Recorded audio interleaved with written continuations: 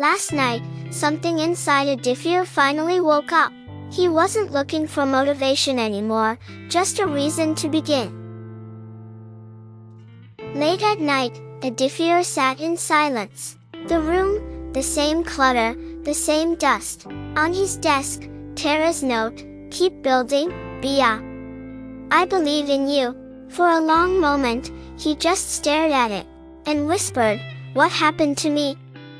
Dawn broke through the curtains.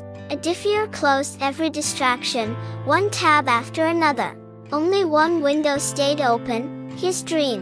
He took a deep breath, and began. The room felt lighter now, notebook pages filled. Lines of code grew. A sticky note read, "Today, not tomorrow." This time, he meant it. That evening, Aditya stepped outside. The sun touched his face. He smiled, small, but real. A new beginning, quietly unfolding. He typed, "The app is coming alive. Thank you for believing in me," and hit send. For the first time, peace, not guilt, filled his heart.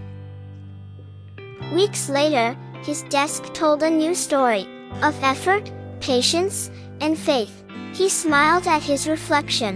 "I didn't need a new dream, just a new start." He finally learned, the real magic isn't in dreaming, it's in doing.